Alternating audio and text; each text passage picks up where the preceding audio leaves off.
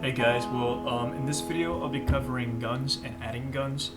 This is part of a three-part mini-series about adding weapons. Um, I fucked up and forgot to record the actual audio while recording this video, so this is a voiceover afterwards. So the first thing you're going to want to do is you're going to want to add the sprites. You're going to want to create the sprites, for the weapon you're making. So here I've chosen to use a pistol, and as you can see here, in a moment I'm going to be opening up these sprites, and it's going to be jacket wielding a pistol. So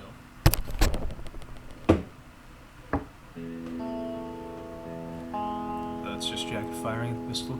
And you here, I think I'm talking about naming conventions, so it doesn't matter what you name it, but just for the purposes of continuity for these videos, I'm going to be following the naming convention set forth in the rest of the game.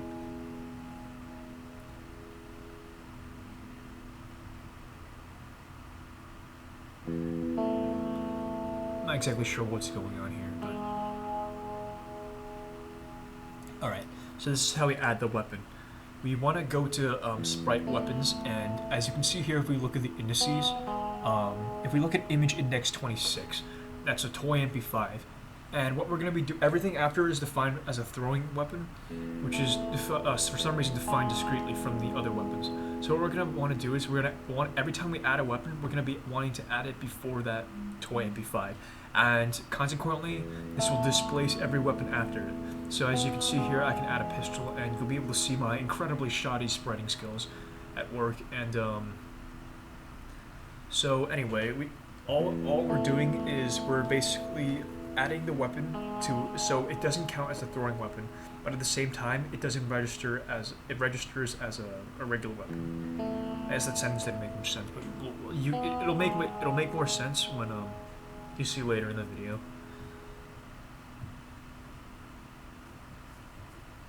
Alright, so all we've done is displaced everything by 1 since we've inserted an image before there. So everything after image index 27 will have to modify. So just remember that the pistol is image index 26. So what I'm doing here is I'm going to use another weapon as a reference source for the for adding weapons.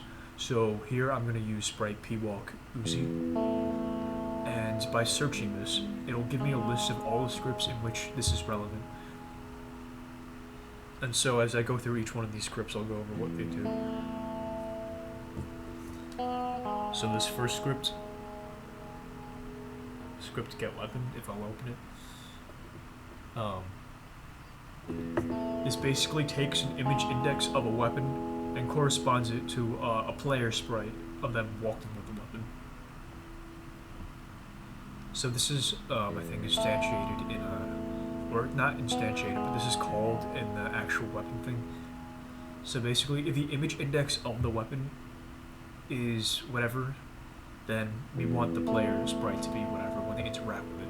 So we want to add, if image index is equal to 26, object player.sprite index is equal to sprite p walk pistol.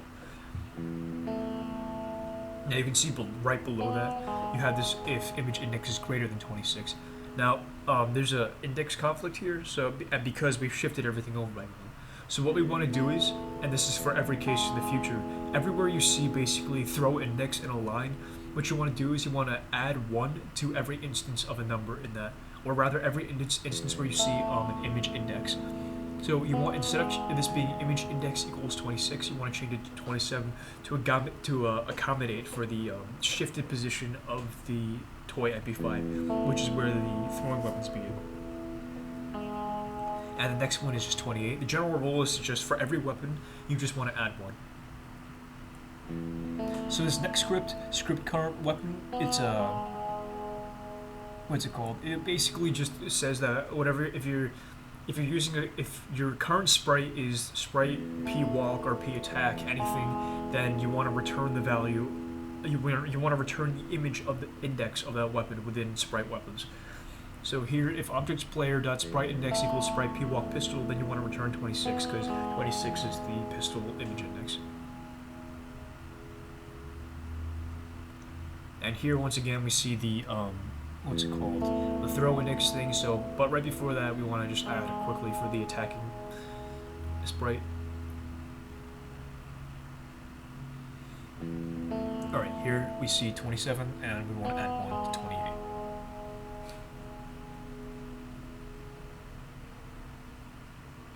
And once more.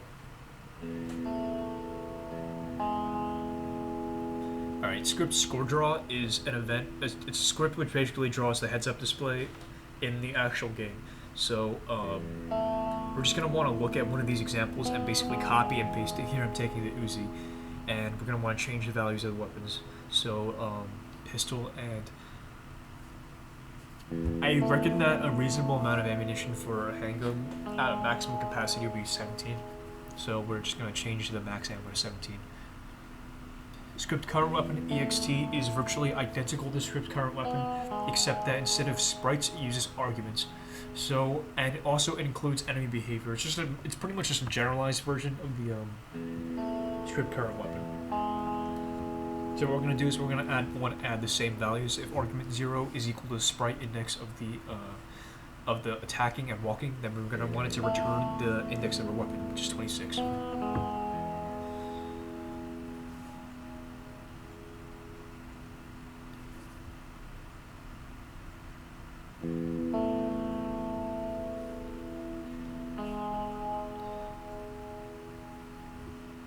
Once again, we have a throw event, so we're going to want to shift that as well.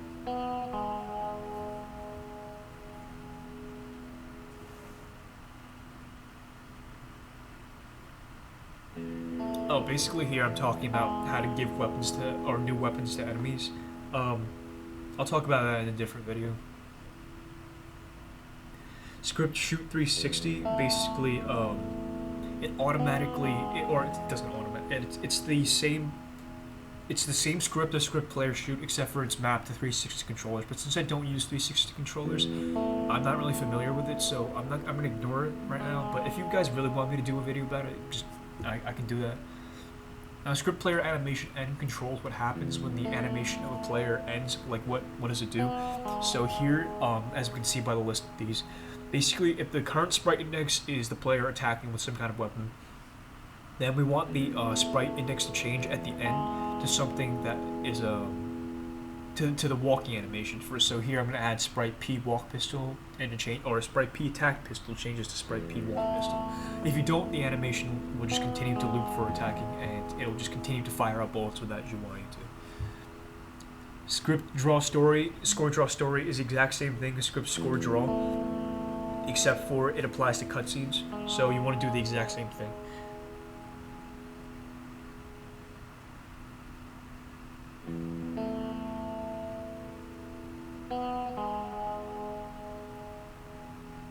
Script player shoot is where the actual gun actions are defined. So here I'm going to choose, in a moment, I'm going to choose sprite, if sprite index equals sprite P walk silencer. And what you're going to do is, you want to find something in between two brackets, and you want to copy and paste that entire section. And basically it's saying that if the current sprite index equals you walking with whatever weapon, then upon pressing the left mouse button, you want the behavior within the brackets to occur. So here I'm going to copy, in a moment I'm going to be copying the script for the silencer, and I'm going to be modifying and explaining the various components within. So the first things first, what we want to do is we want to change sprite P walk silencer to sprite P walk pistol, because we're using a new weapon. Sound play is basically does exactly what it sounds like. It plays the sound when clicked, and right now it sounds silencer, but you want to create a new sound. So what I did was I actually created a new sound by going to sounds and create a sound. Basically you just right click and create a sound, and my name is, or not my name, the name of my sprite is sprite, or sorry, the name of my sound is sound pistol. So I'm going to change sound 9mm or sound silencer to sound pistol. Ammo is a counter, which basically subtracts one bullet from a global variable ammo, or global.ammo. Reload is the amount of time in between shots. So if you want a submachine gun or assault rifle, lower that. If you want a shotgun or a sniper rifle or some kind of semi-automatic, raise that. current value is pretty good, so we're not going to change it.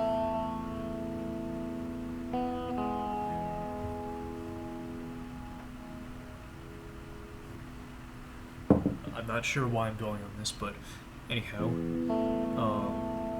global.shake is screen shake, and it's not really an effect that you notice much in gameplay, but it's very subtle. But I'm gonna raise it here to maybe 4, just to demonstrate what I'm talking about. If you pay attention when I demo the video a little bit later, and generally you don't want it too high, but it can be whatever amount you want. I would keep it low, unless you're using like a shotgun or something. There's not much reason for it to go above 8.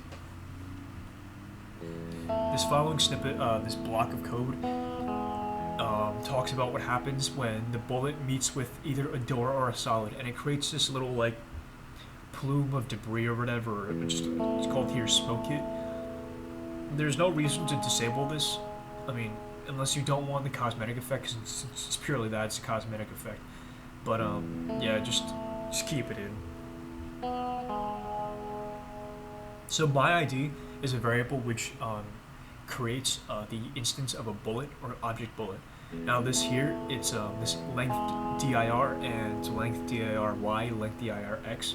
These are both vector quantities, which it's a bit complicated to explain, but generally, if your bullet is coming out at or it doesn't look like it's coming out of the barrel of the gun, but it's coming out above the barrel or below the barrel or like an absurd distance away from the barrel, just mess around with the values inside of length dir. It's just a trial and error thing, I guess. So if instance exists, my ID, so it's checking to see if the bullet exists, then direction is equal to dir minus 3 plus random 6. This minus 3 plus random 6 basically lowers the accuracy of the gun. It basically causes the bullet to go in slightly different directions. If you want a more accurate gun, get rid of that, or lower the random 6, or lower even the 3. My ID.speed is the speed of the bullet, and 16 is a pretty moderate, it's a pretty good amount, and I think every weapon in the game uses it except for the Magnum. If you want a really fast bullet, increase the speed as I did there. I just did it for sake of demonstration. Image angle, obviously you want the angle of the bullet to be facing the direction it's going, otherwise that would be absurd, so you just set it to the same thing as the direction. Alright, here we're creating the shell, which is ejected after the weapon is fired. So there's 3 different kinds of shells. There's Sprite M16 shell, which is used for assault rifles, Sprite Uzi shell, which is used for semi-automatic weapons, or basically any weapon that isn't an assault rifle or a shotgun, so like submachine guns or pistols, and Sprite shotgun shell, which is used for shotguns.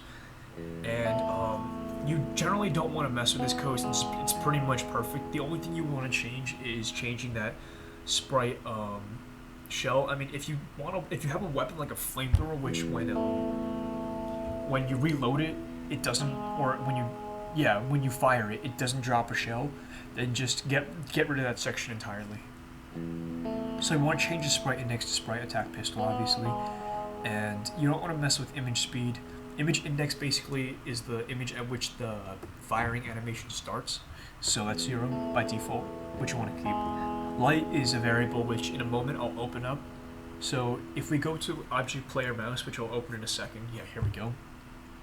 In the draw event, there's you can see that light is initiated there, and it's basically this little circle of glowing light that helps differentiate the player from his environment. And what it does, and basically, the light variable within script player shoot controls, I guess, the muzzle flash, and basically simulates that. So when you fire a weapon, it kind of spreads a little bit and jumps a little bit. Like and all it's doing is it's changing the radius of the thing, which in turn affects the illuminative intensity of it. So by adding higher amounts, you'll get a greater muzzle flash. But I haven't found that there's really any need to change it. I mean, right now as is, it's pretty good for pretty much every weapon, unless you're using a flamethrower, which I would increase to maybe like 16 or so, but nothing beyond that, or else it'll get ridiculous. All right, so here, these I think are all shield. Yeah, all these scripts control shield animations, and I thought the shield system was really bad, so I don't want to repeat it. so we're just gonna ignore those. In script story, in this script story draw ammo, it's just another ammo draw sequence. So I'm gonna be doing the exact same thing as I did in the previous ones. This one I'm actually not exactly sure what it's functioning for. Actually, I don't even think this one's called within the game, so it's actually not. You don't even have to change that. I mean, you still should, but if you really wanted to get down to like speed, you don't have to. The step events in the player mouse and are basically they're also shielded, but they're also commented out, so they don't matter. Don't look at them. Pig butcher, we don't want to look at. So the last part that you want to modify is not found in those parts, and you want to go to the script player pickup, and you want to search for if last weapon, which is all the way down at the bottom. And basically, this defines how the weapon is created when you're dropping it. So when you press right mouse, and here we can see if last weapon is greater than 26. But basically, we don't want it to be 26. We want it to be greater than the. We want it to be greater than the toy Uzi, which is 27. And since we shifted it over, we want to add 1 to it. So, like before, this is just a throw index with a slightly modified variable. And here we can run it. So the first time I ran this, and for the next maybe 2 or 3 minutes, I think in this video I'll struggle with basically you'll see in a moment that when I pick up the weapon, everything is working fine, except when I add the weapon, there's no ammo in it. So I'll show you how to deal with that at the end of this video. Oh, and right now I forgot to actually spawn the weapon. So in order to spawn the weapon, you want to go to object specific weapon. Now there are 2 different types of weapon spawns in the game. There's object weapon, which is a randomized weapon spawn, and there's object specific weapon. And obviously for this case, we want to use an object specific weapon because we want to spawn a specific weapon.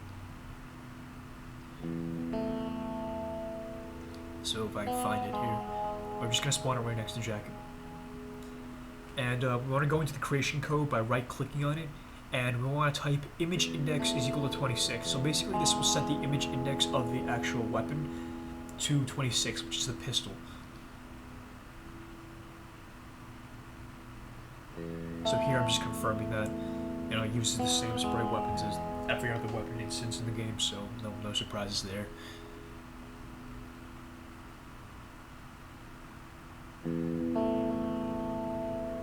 Alright, and now this is where the problem starts. So basically, I can't figure out for a little bit why the ammo is not registering. So I'm just gonna kind of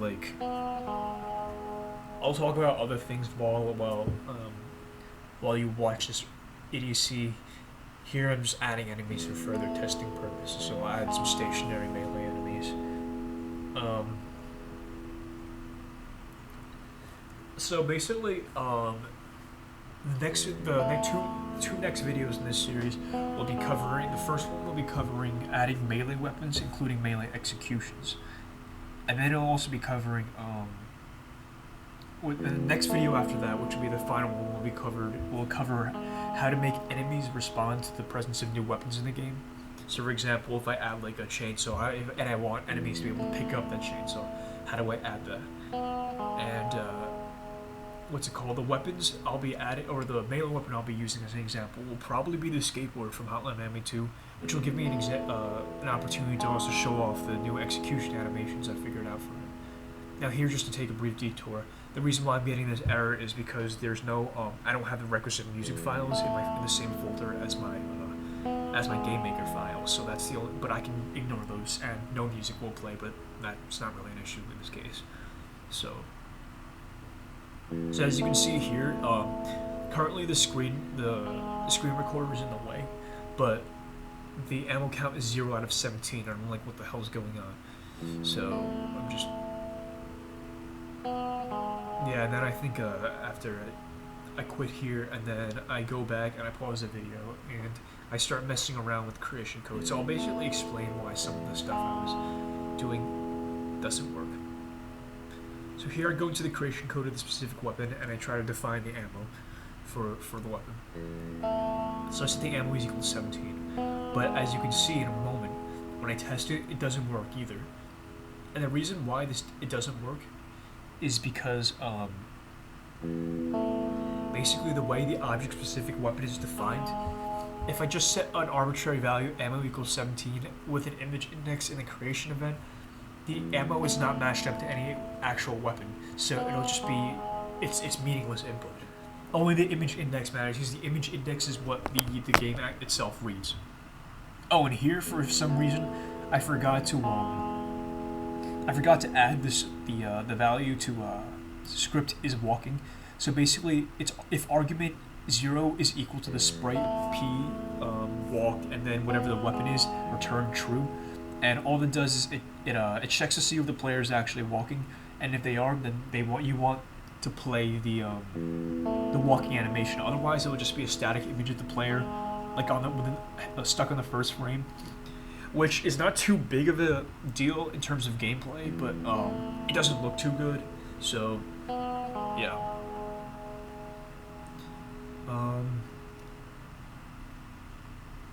I'm not sure what I'm doing here. But anyhow, and after these weapon videos, like I was saying, I'm probably gonna do a number of videos concerning how to implement abilities from Hotline Miami 2. For example, Tony's head kicks and stuff on the fat guys, or like executions on the fat guys in general, and maybe how to make Alex and Ash just like dual AI kind of thing, or Mark's dual machine guns, because I got the code for those figured out. So,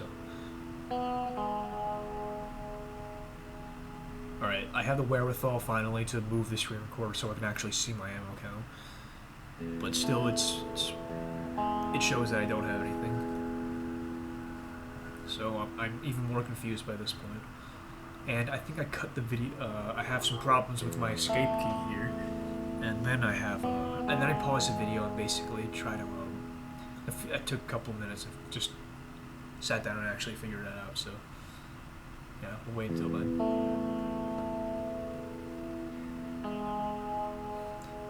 But yeah, if you guys are interested in seeing anything, okay, actually, never mind. Hold on. Here we got the object-specific weapon. So the problem was that an object-specific weapon, as I said before, the input within the creation code was meaningless.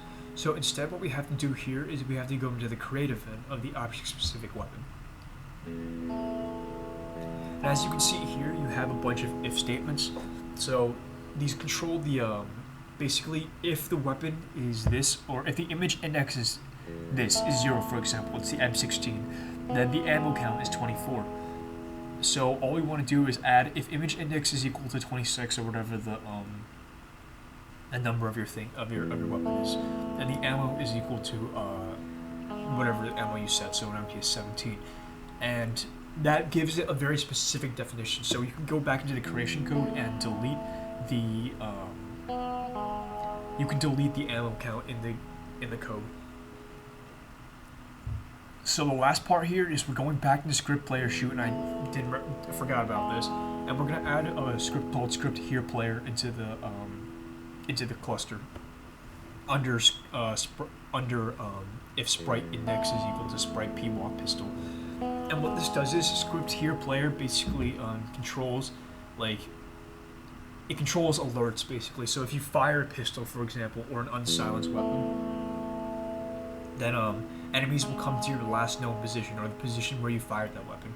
And the reason this doesn't have to be just generally. This doesn't specifically have to be just for weapons. You can add this to, like, for example, an explosion event or something. So if you trigger an explosion or you hit a wall or something, then you can also do that. And it actually can be used for pretty interesting things. But in general. The reason why it wasn't included was because I copied the code of the silencer, which by default is silenced, so you're not going to be able to hear the player. And thus, I was missing that, so just in case you were wondering. But yeah, like I was saying before, in general, if you guys want to see any kind of particular content or whatever, or if you want to know any specific technique, I can probably figure it out, and I'll do a video about it as soon as I do. So here, if we go back into Metro, we can test it and we'll see it working. And if you're wondering about why the fonts are kind of not appearing, it's because I don't actually have the fonts imported into my file yet, and because there's really no point to do so. So here, when I pick up the weapon, you can see that it has 17 out of 17 rounds, and it indeed fires bullets. So here I fired a bullet and alerted everybody and got wrecked by them. So, as you can see, it does kill people, and it does alert them. And it does fire. The one thing I would fix is that the fire rate is a little bit too fast for a pistol. But other than that, it's pretty. I mean, it does what it does. And I mean, that's it. That's pretty much the video. So I hope this was informative, and I hope you enjoyed it. Next video will be coming as soon as I finish uploading this one. So, thanks. Have a nice day.